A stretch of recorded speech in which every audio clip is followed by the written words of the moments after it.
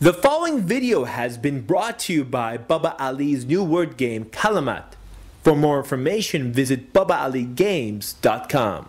When I first started learning about Islam, I didn't know anything and I was really confused. So when I went to the masjid, I realized the people there were even more confused than me. And when I left, I was even more confused. This is confusing.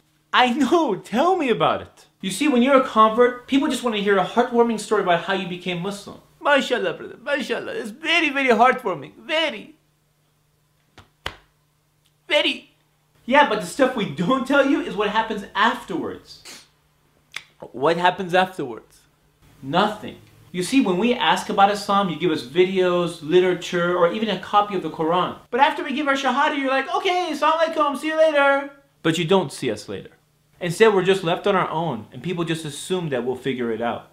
At a time when we first accept Islam, and we need that knowledge the most. And if you have that knowledge, it's your responsibility to give it to us. Some people think they have the ability to convert people, but they need to read the same Quran that they're passing out. Because the Quran clearly tells us that there's no compulsion in this religion. In other words, you cannot convert anyone. The hearts are not in your hands, but rather in the hands of our Creator. It is in Allah subhanahu wa ta'ala's hands, and only His hands. Now back to the convert thing. Right after we accept Islam, some people assume that we know everything. It's only day one. We don't know how to pray, the rules of zakat, or what's even halal or haram. We don't know what those words even mean. Unfortunately, some of the old school people at the masjid assume that we should know everything, but we just became Muslim. Chill. Relax. We'll learn. Just give us some time, inshallah. The reality is that it's going to take more than just a few days for us to learn the basics. But unfortunately, some people are not patient and they freak out. They really freak out. Brother, your shorts are too short. What do you mean? I said your shorts are too short. Too short. I'm confused. I only have one pair of shorts. Okay, your one short is too short. You see, Islamically, my aura is covered, which is the area between my navel to my knee. So I really don't think this is about Islam. I think it's about him. But I don't want to argue, so I'll go wear a pair of pants. What? You need to pull up your pants above your ankles. Yes, I understand. But you know there's a hadith that when Abu Bakr was wearing... How long have you been Muslim? Just for a short time. You see you are back and short again. I have been Muslim for 50 years. 50. That is not short. That is long. Very long, but not too long. Yeah, just because he's been Muslim for 50 years doesn't mean that he's correct. Brother, is that you? What did you say? Can you hear me? What did you say? Am I thinking out loud? And for sisters, there's a whole nother ballgame. You just became, oh, mashallah, mashallah, I saw you give shahada, mashallah, mashallah. Where is your hijab? Hijab is fard.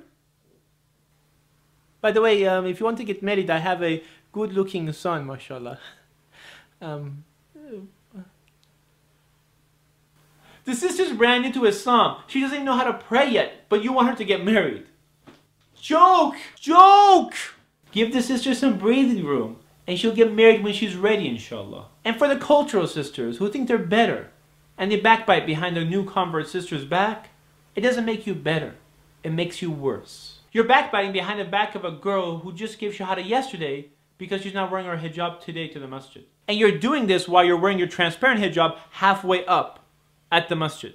Right now there's two sisters high-fiving each other saying, tell him Baba Ali. You see, when we converts come to Islam, we have embraced Islam, not the culture. As a convert myself, I will speak in behalf of my other converts. We want to practice the true Islam.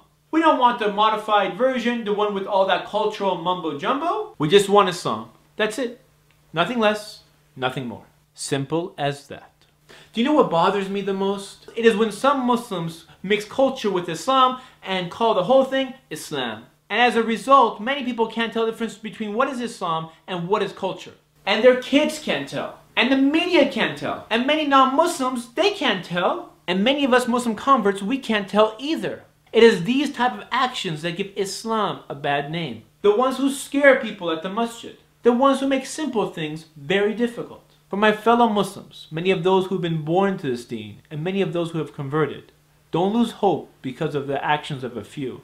There are many good people in this ummah. Many who love the deen as much as you do. It can be very hard when you first accept Islam because many of your friends and your family may not accept you. But you have to remain strong and positive. Now if you can, try to put yourself around good people. Those who have good actions and good behavior. It all starts with your aqidah because that is your foundation. And when your foundation is strong, you are strong. And if you don't have good people around you, try to learn from CDs and lectures so you can increase your knowledge because knowledge is the key. And don't be fooled by the extremists who have compromised their deen for the sake of this dunya. Islam is something peaceful and amazing. And the best way to spread Islam is through kindness and good actions, not by hate.